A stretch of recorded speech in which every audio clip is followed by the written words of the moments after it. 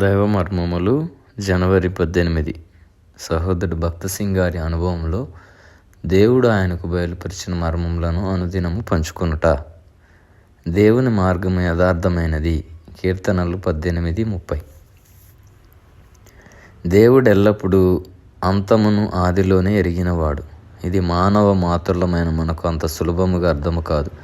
అయితే మనము సహనముతో కనిపెట్టినచో దేవుడే మనకు ఆ విషయమును నేర్పించును. అనేక సంవత్సరముల వరకు దావీదు ఈ సంగతిని గ్రహించపోయినప్పటికీ దేవుడు దావీదును ఏర్పరచుకొని పిలిచినప్పుడే అతని పక్షముగా ఉన్నత పరలోక ఉద్దేశములను కలిగి ఉండెను. మనం కూడా పశ్చాత్తాపంతో ఆయన యొద్దకు మొదటిసారి వచ్చినప్పుడు మనలను క్షమించి రక్షించుటలో ఆయనకు గల ఉద్దేశమును, ఆయన మనస్సులోనున్న దాన్ని గ్రహించలేము.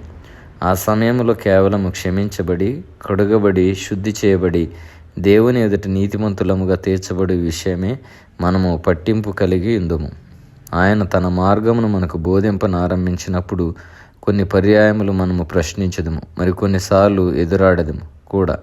అయితే దేవుని వాక్యములో మనము చూచినచో వివిధ రకములైన కష్టముల ద్వారా దేవుడు తన మనస్సును స్పష్టముగాను క్రమముగాను మనకు బయలుపరచుచుండును.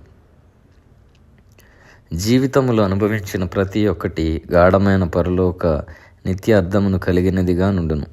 దేవుడు తన సొంత మార్గములో తన మనస్సు, తలంపు, ఏర్పాటులను అనుసరించి మనల్ని నడిపించుచున్నాడు. మనము ఆ విషయములను తరువాత తెలుసుకుందాము.